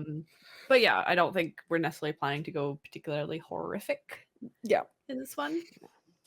Yep. You know, being able to throw a fuck in every once in a while. Our overlay is very pink and bright and happy, and I feel like Hey, that Candy. is maybe not the overarching theme of Citadel, but it is very like this isn't Victorian era mage. Yeah. Yes, it is not Victorian era mage. When that goes pink, beware. It's purple. I picked pink because it's like the primary color on the Yeah. Citadel book, Alternate. like the cover. The alternate cover. Like the alternate yeah. cover is very Just right. pink. Mhm. I could orange it out a bit if you guys want, but I like the pink. I honestly like the No, pink. it's It's really fine. different from most of our other game Yeah. setups. Mhm. So Yeah. And now Right. that you've kind of softened it a little, it's good. Yeah, it was a little, the gradient was a little bit harsh on the nameplates because I realized on Friday, I'm like, oh crap, I gotta have this done. I've been toying around with this for a month now. Like raising a hue, lowering a hue, Yeah. you know. Pink is my favorite color on the Citadel. Thank you very much, Soul Woman. Yeah, it goes very I'm well with Commander Amy's Kirby. Zugus, and this is my favorite game on the Citadel. it's gonna go great with my wig and headband for Luna. Like she's gonna Yeah. just blend right into the whole Yeah, you setting. are. So some themes that you know, might get not necessarily brought up, but the thing I am super worried about is colonialism, because we're going to different worlds and experiencing different cultures. So that is definitely something I am wanting to avoid as a DM and storyteller for this game. I'm going to be doing my absolute hardest work prepping for this module. They have given a lot of background for each of the lands, including pronunciation of people's names and places names, with lovely phonetic spelling. So I am going to definitely be working on that, because that is my biggest worry for this game is making sure it doesn't get into a I want to give this book a lot of the respect and for all the time that the creators worked on it. So yeah, that's basically that. There's going to be obviously struggle, because you're going to go help crisis things, you're going to help people and try not to blow up their worlds. Hopefully those work well. Awesome. Any comments on that from anyone? I mean, I think that the bit you read out about really was good at bringing out like the worry of colonialist narratives into play, and I think that you're going to be really conscious of that. I have complete faith in you. Thank you. Same. And I think as long as we're not treating it like we're the fancy perfect saviors of this world sort of thing, right? Like we might be helping with something because we've got some experience, but as long as we're not like, oh, you can't look after yourselves, like you're not good enough, we have to look after you for you and like govern you and do everything for you.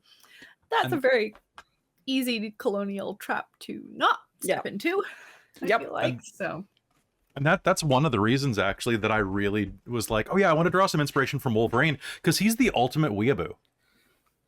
Like he literally like went and lived in Japan, got married, and became a samurai at one point because he just embraces other cultures as like, yeah, this is how they do stuff here.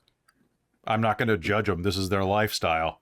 I'm going to like, you know, be down with everything because they're just as valid as I am.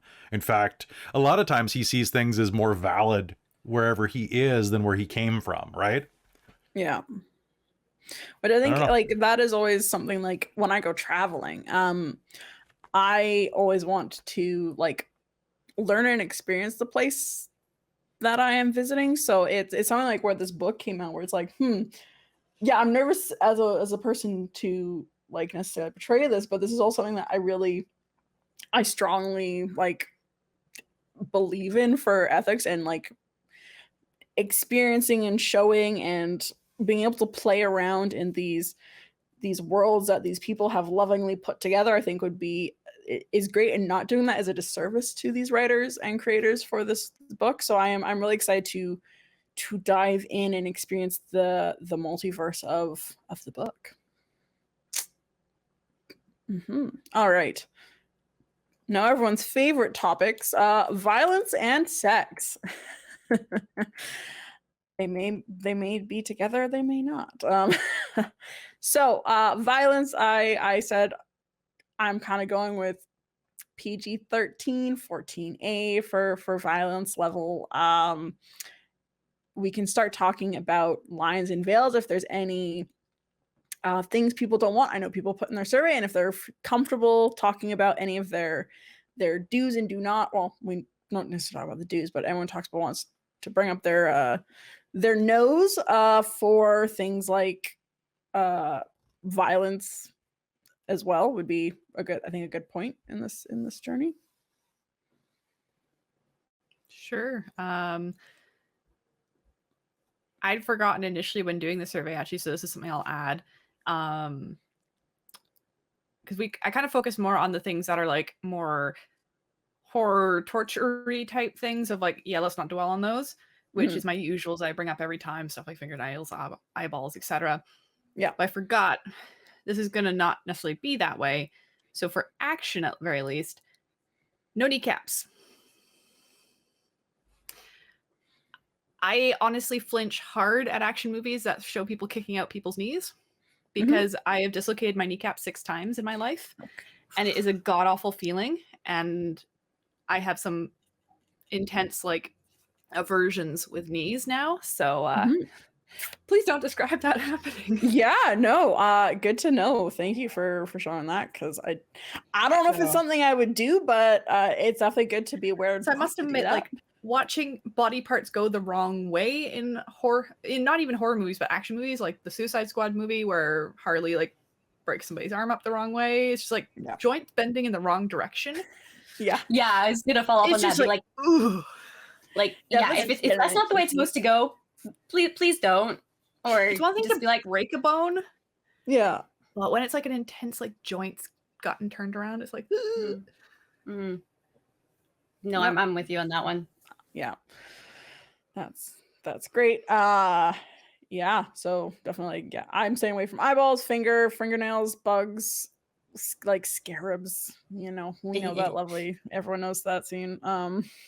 I literally at higher levels am going to turn into a werewolf, so I'm down with everything.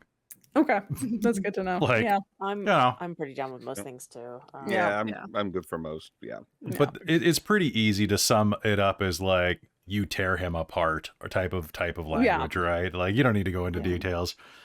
We don't need to talk about like even if it's the thing of like, oh, like you kick his knee and then he falls to his knees type thing. That's fine. But it's mainly that it's like just not lovingly describing how it happens and what it looks like type thing. Like, don't give me the mental picture. I can get the kind of like just a quick description is fine. Like, oh, that happened, I think is generally fine for me. But yeah, the really any dwelling descriptions I'd prefer not to have too much of.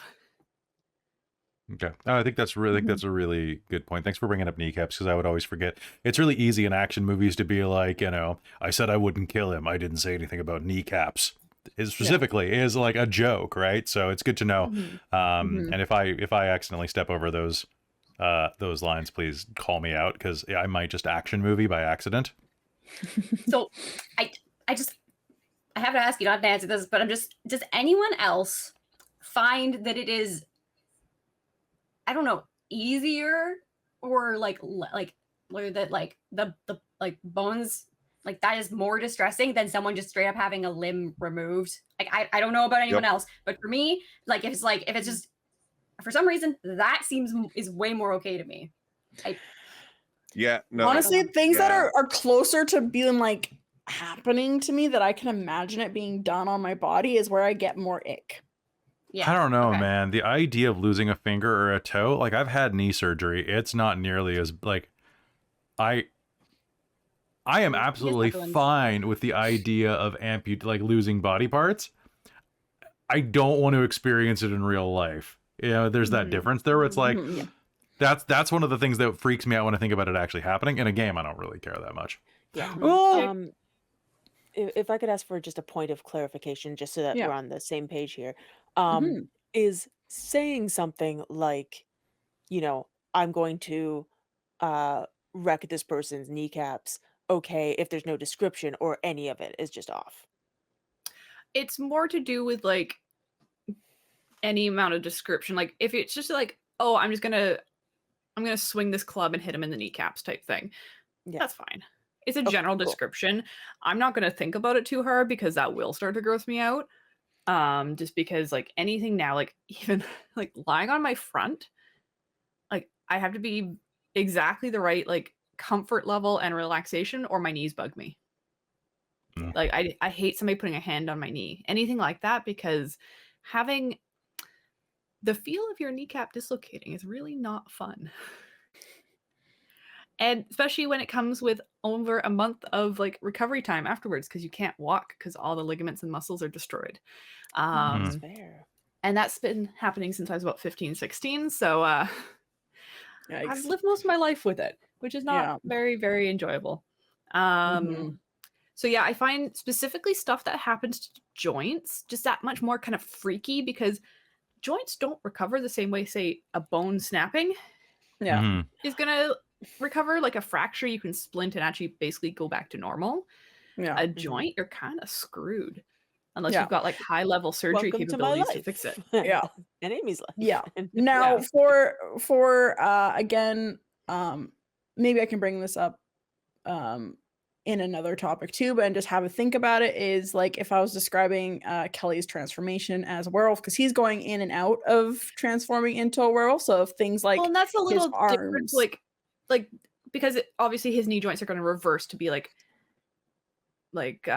dog leg style, right? Or something like that. That sort of description is something I've come across in books before, and it's totally fine. It's like, okay, I can see how that would be very traumatic to the person potentially, and that's why in like some stories in particular, they really focus on that the transformation by itself is very hard on the person.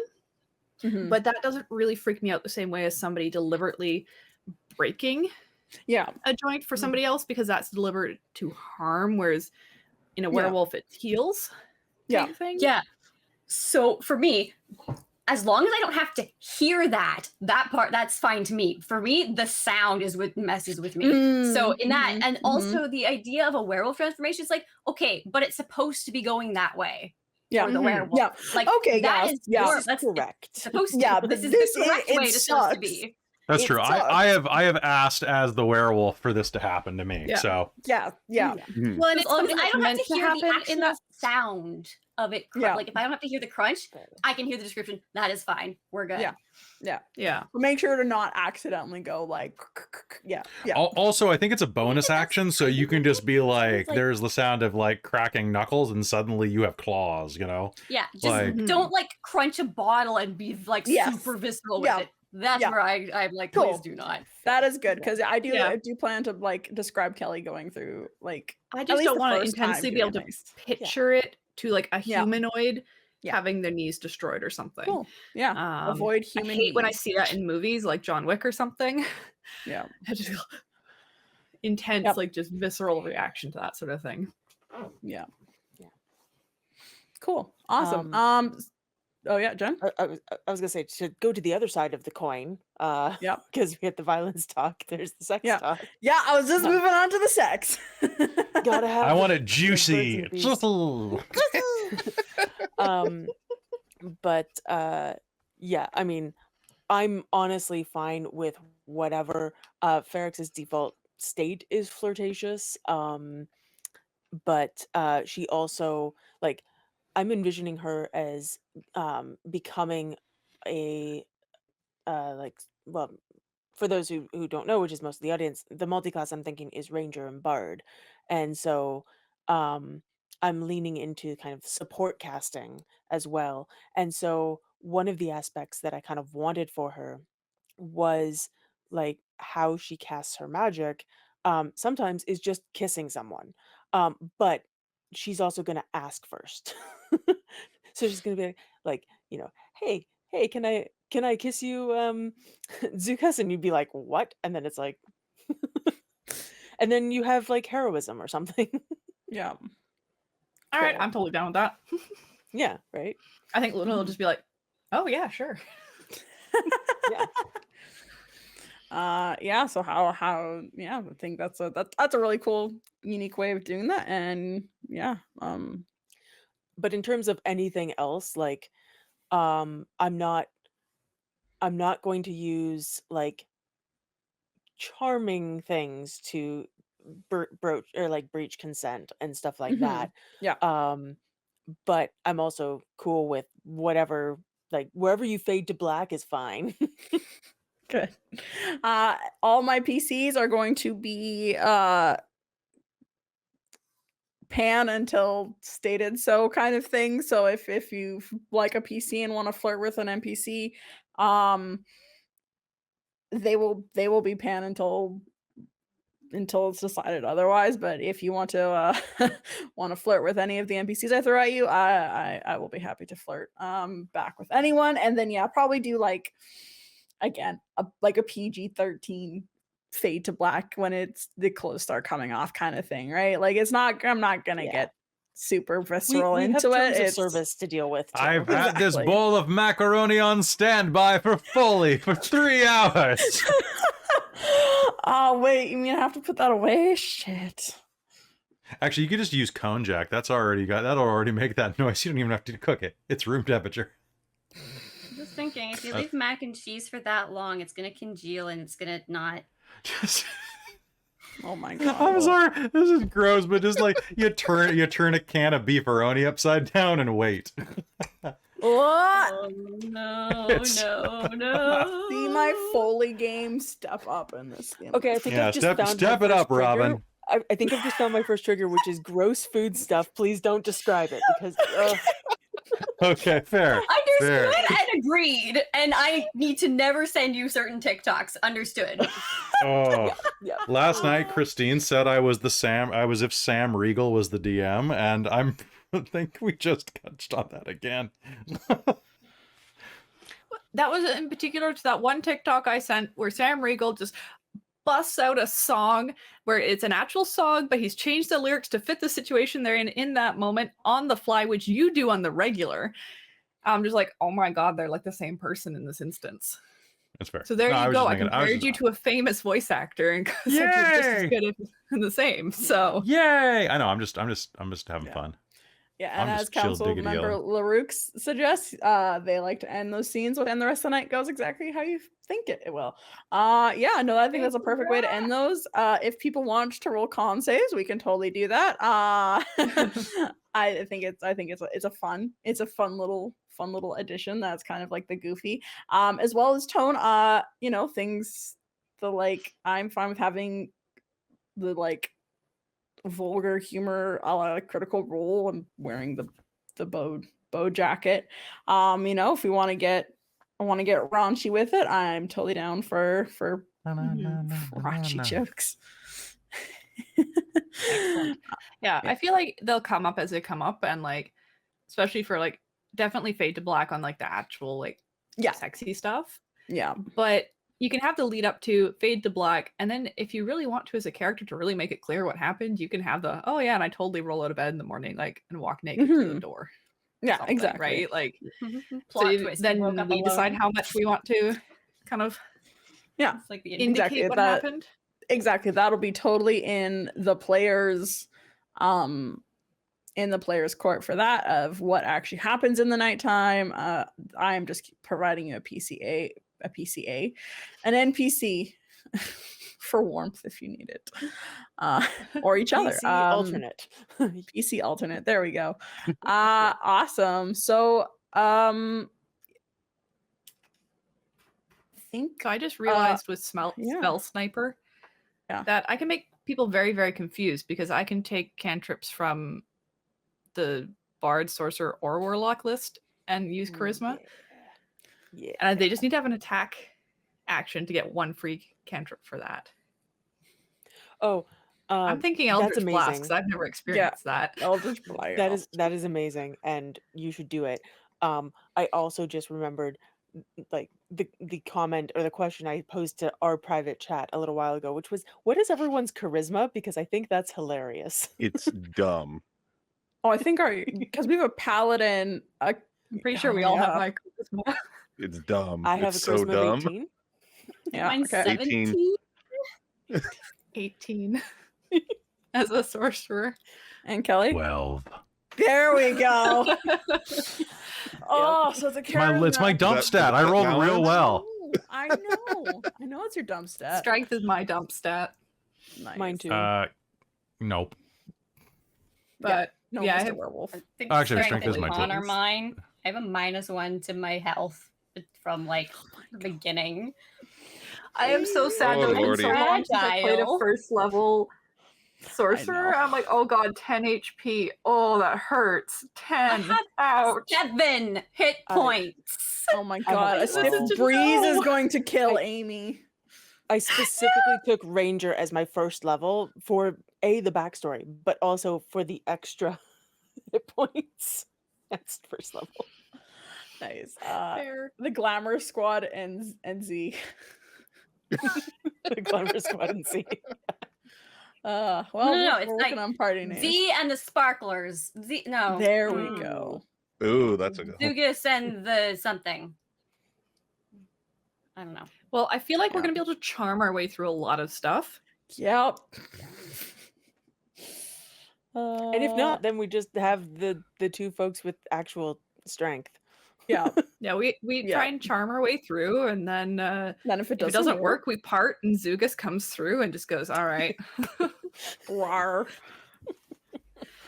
Awesome. The funny anyone thing else? is that All of us and the werewolf. yeah. Ow. It's amazing. I just love that. I look at the Oh, description no. for the Aetherborn. They're like, yeah, they're usually quite light. Like they're like you maybe around 100 pounds, and I'm like, I'm a tiny fragile thing. This is awful. You're a and tiny I'm fragile rock. Mm-hmm. yeah, it's like the most fragile rock person. Oh no. like- They've got all these like cracks and things in their general Mhm. like. It's like what is holding them together? Probably just like magic and maybe spite. I don't know. Any duct tape involved? Oh, that would be helpful. Yeah. All right. So, any other comments people want to make about sex? I mean, always, but But yes, of course. That's a very broad question. Yeah, I know. Atheists- It's sex in the game.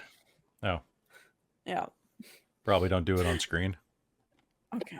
That sounds like a Fade Black situation. Yeah, that's definitely a fade to black.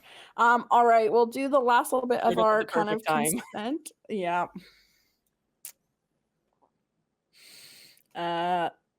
We've kind of touched a little bit on lines and veils for like gore, but if anyone else has any specific lines or veils that they have that they want to share, if not, feel free, of course, to PM me if you have anything. But if anyone wants to talk about some lines and veils that they have, feel free.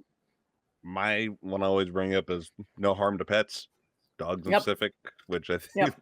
most of us hear anyway. Mhm.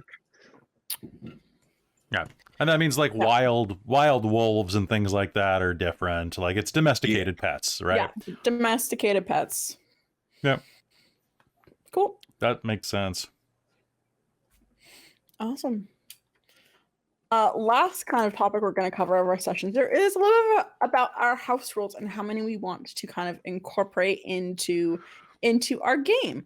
Because we don't have a ton, but we do have some. So of course, the rule of cool. I will always rule in the rule of cool because I think doing something epic is much better than being bogged down by necessarily raw. So always do that, as well as inspiration. For our module games, we haven't been. Does Krista start out with that in Strixhaven? I'm forgetting. No. No, we Alright, don't so do we'll it kind for module games, but I'll award Yeah. inspiration in my games if someone does something that particularly pleases me, Yeah. or makes the game better for everybody else, Cool. All right. So which yeah. is usually the Uh, same thing. Yeah. So yeah, I will do that as well then. For inspirations, the next thing I want to ask is about death saves, because it is it's always fun for death saves. So we've typically kind of made this transition to where the DM rolls the death saves for the player. How do you guys feel about that? I'm good with it. Yeah, sure. You're gonna have fun rolling it for me. Yeah, I'm good with that. Yeah. Uh, Cool. Yeah, I'm good. I'm Cool. a jack in the box of death. Like seriously, I'm tub thumping. I'm the Chumbawamba of death saves. You're the Chumbawamba of death saves. On Yeah. a, I'd make death saves with an advantage, and on a 16, I pop back up with 1 hit point. Amazing. Nice. Yeah. Cool. Eh, yeah. Stay And and we'll do the death save memories. So when you are down and it gets to your turn, if you give I can get my memories back. you can get your What? memories back. You can actually insert something for your character at this point, besides me and everyone else. That would actually be a really cool mechanic of like Zugas going down and having to make these death saves, and then just random memories coming to like tie him to Mhm. to her. Mhm. Zugas, what's wrong? What are you feeling? Say, I speak French. Since when have I spoken French? Yeah. That's great. So yeah, death save memories. If you give me something particularly inspiring, I will roll with that death save with advantage. If you can't think of anything, I'll roll with disadvantage, because if you don't have anything you can think of to live for, why should you live then? Another thing, nat 20s and nat 1s. So just a reminder that for a nat 20, it's not an auto win on skill checks. Neither is a nat 1 for skill checks. You might learn something different than what you thought the skill check might be. So those are not auto wins, but for things like spells and saves, we do the house rule, where if you nat 20 on like a deck save, instead of taking half damage, you actually will take no damage because you were just that awesome. And then the opposite, if you roll a nat 1 on a deck save, you will take double damage because you fucked up just that much. So it's a really fun mechanic that I personally really enjoy that we use, and I am definitely doing that for this game, because I think it's just fun. If there's about I think the DM gets more whomped by that rule than you guys do, but I think it's fun when things happen. Yes. For things like failing saves, it's also a really good idea to try to remember to ask the player how they messed up, so that they can take ownership of it rather than feel like it's a botch that's being pushed onto them. So like if Amy fails a con save from poisoning, I'd be like, Amy, can take over, like what happens? Yeah. And you're like, oh no, it mixes with my, I shouldn't have had that glass of grapefruit juice or something like that. Cool. Yeah, no, that's a very good suggestion, Kelly. So yeah, nat 20s and nat 1s are equal fun or equal special both ways. And we're gonna do that as well. So because this is done on Patreon first versus normal Twitch, things like channel points, we're still figuring that out, but we're kind of been doing this thing where if Kelly doesn't use hurt them more is enough, he rolls them over to Krista and then Jen and then me. So, maybe we can have some get bought. Things were bought before during the game. I've written those down and we'll definitely like to use that. Yeah, So those we ones are can yours. Yeah, if those ones are anybody wants mine. to buy them right now. Oh, also, quick reminder that if you buy anything from Bookworm Games today, you'll get double credit in channel points. Mm. So that's for the rest of the month. But if you do it today, like Blog, that'll count. if you're still here and you buy a set of dice, you'll give me 10 hurt the What you're mores. saying. Yeah. Oh my god. Just pace yourself. You don't need Yeah. to Oh, kill don't us worry. at level I will. 1. I will pace. I don't need to kill you all at the beginning. I will save those for the end when you're level. We could one. probably do that Just kill ourselves. Let's Kelly be fair. repeatedly. Yeah, let's kill Kelly repeatedly. Blog is hmming in the chat. I didn't realize I could as- buy a hurt them more. I have infinite points. That's dumb. Plus That's a hurt them more. terrifying.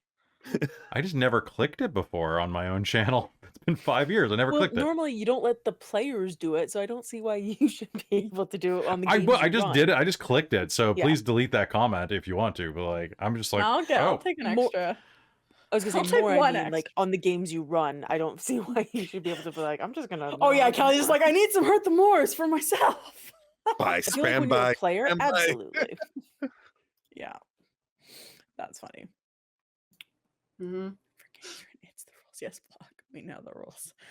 So yeah, if anyone wants to buy some channel points for this game, those will be for sure mine to use against the players. All right, we are getting close to the end here.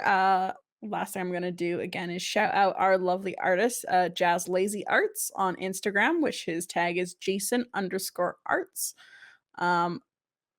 Wonderful artist, did an absolutely fantastic job. I'm in love with all of the art for this. And we kind of get to any last things, any questions again from the audience on either this specific campaign or how to run a session 0 in general. The last thing I'm going to pose for the players is I heard a suggestion over this weekend actually about having a group Google Doc for notes for you guys if you want to all kind of add to the session, because I know with a month break it's going to be a bit harder to maybe remember what happened last time, and would Mhm. something like a general Google Doc for note taking be something you guys would be interested in? Because I can definitely set that up. Please. I think As somebody who that'd be can't take useful. notes during game and also Yeah. can't remember things from game to game, please, somebody. Okay. See, I can remember, but I can't take notes during game because I tune everything out. And I'm just like, wait, what just happened? Yeah. well, I can eventually either someone write will. notes or I can pay attention. You get one or the other. Yeah. Mhm. Fair. All right. I can get it set up and then you guys can have fun with 'Cause I'm that. happy to like add things if I'm not in the scene and like Mhm. and I don't have to be actively paying attention. But when I I'm think doing that's- something, it's like Yeah, I think that's the great Mhm. great thing about like someone suggesting that. It's like, yeah, you can add things when you're not in a scene, and then even after game if you want to add some things that you remember later too, is just because yeah, we're gonna have quite a long stretch between games that I know already. Like remembering stuff that happened in Technocracy is a little bit like, oh, I was gonna say I'm that's such a good idea. I'm think like we've had random thankfully giving Yeah. us some really detailed notes, but I'm also thinking maybe if we have a group note for that for just Mhm. those small things you want to Mhm. remember, it might be helpful as well. Mhm. And yes, Random, I know That's a you really good unfortunately idea. can't take notes for Radiant Citadel. I appreciate all the stuff you already do, so do not worry. It's true. You do a fantastic Already do too job. much. Yeah, exactly. Cool. All right. So, I see another Hurt the More. Oh, Rogue Panda Leader gave me 2 more Hurt the Mores. Lovely. Awesome. So if there is what to use for notes, it'll just be a Google Drive doc blog. So just like a Google Drive, add the players and everyone to that. That way I could also like, instead of having to type out necessarily like an NPC, an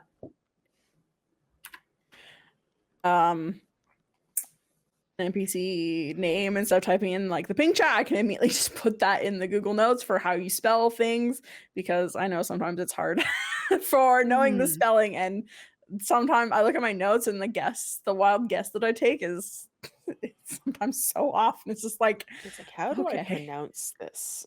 Yeah. I'm going to Mhm. write it how it pronounces so I know how to read it. I don't care if it's Yeah. right at the moment. Yeah, exactly. Alrighty, so yes, blog, it is beautiful. So many Hurt Lemurs. I think I have 9 right now. Did you get the one that just dropped? Yep, I did. I did. Come on, Cool. one more and we get even 10, guys. Ooh. The blog Uh, buys dice, that's going to amplify really quick. yeah, if blog does. It's so yeah, if there's nothing else to do, I think we'll end this panel a little bit early and I can go get some lunch/dinner before the next panel. I There you think go. that would be great. So let's well, we did reverse. So let's go back in regular order. Kelly. Hey everybody, I'm Kelly. Thank you so much for being here for this and for sticking to the Patreon, because Patreon is the place that this is going to drop. If you're watching this live or on the VOD on Twitch, there will also be, this video will be going up regularly on YouTube, but you'll have to wait 3 months to watch episode 1. So hopefully this was a tantalizing teaser at what might be coming your way. I hope you sign up for the Patreon. Just $5 a month gives you access to 5 additional games a month, maybe 6 very soon. I hope you do, because stuff's expensive, and every little bit helps. So thank you so much, and that's me. I can't wait to play Awesome. Zugus. I'm excited for Zugus. Christine. Hello, I'm Christine. Yeah, I'm going to be playing Luna Moonglow. I'm very excited for that. You can find me as Lady Liliana on Dork Tales or on my own channel where I do video game playing, mainly Guild Wars, but every now and then I branch out to something else and I pick stuff up on Steam thinking I'll play it, and then I try and find time to do it and never manage, except for random one-shots. So yeah, I'm looking forward to this. I really can't wait to play this character. I have to figure out trying to figure out a voice for her because I kind of ran with something for Extra Life, but it wasn't really much of anything. So not quite sure what to do yet. Awesome. Amy. Hello, I am Amy, and I will be playing Eva, the Trickery Cleric. Aetherborn, and it's gonna be good. And I am Paradoxical Ghoul in the chat, and I stream on my own channel, also twitch.tv/Paradoxical Ghoul. And I am very excited for this, although I'm not excited for figuring out how to do the makeup for this character, because I made some choices. Fair. I'm looking forward to seeing what you do for that. I think it's gonna be great. All right. Now next we have I went away from the Twitch screen briefly. It's Jen. me. Hi, I'm Jen. I will be playing Ferex, our fantastic changeling ranger, which is going to be a great time. I use she, her pronouns, and I'm going to say this now because I just realized it. I think Ferex uses they, them mostly, but also any. She just does not care. Does she use So Fey Fur? Or is that a no, bad thing for her to say, right? Because that's a bad thing for her, I think. But anyway, yeah, and you can find me here on Dork Tales, Achille Daniels in the chat or on Discord, or at my brand new podcast, Paradox, a Mage the Ascension podcast, because that is my main game is Mage the Ascension, which is great. Cool. Triselta. Blog just got Yeah, dice. Blog just bought Blog dice. just got dice. Sorry. All I hope you use right. code so Dork that's Tales just blog. 10 Hurt the Moors from blog. Oh, that's Amethyst for Ryan. beautiful. Ah, Oh, he got the amethyst ones for Orion. Oh, that's adorable. Amazing. All right, Traz, now you can go. I've been Trez. I'll be playing Strayzog Nero, our Wood Elf Paladin. I'm really looking forward to this. I get to play some people I haven't been able to play with very much, and I can't wait for all the chaos we're gonna cause. Sorry, Robin. Don't apologize. I think I am looking super I'm looking super forward to this game. I'm heckin' nervous, but also heckin' excited to DM this. Please, please, please, if you can afford it, of course, join the Patreon. And come see this game because episode 1 is going to go live on our Patreon on May 28th for episode 1. So please come and join. I would love to have a nice little audience for episode 1 for the support. So if you can, the $5 tier up, you'll get access to that. So please consider it. And if you can afford it, I would love to see you there for my first game running as Dungeon Master. So thank you so much for joining us for this How to Run an Episode session 0 for the Radiant Citadel. Thank you guys so much for playing. I'm excited to be your Dungeon Master. I'm loving all of your characters. And yeah, let's get on out of here. Thank you so much. We'll be back in 30 minutes with how to do module prep, where Robin's going to be going to school to find out how to prepare for modules and what we can do to make modules run better.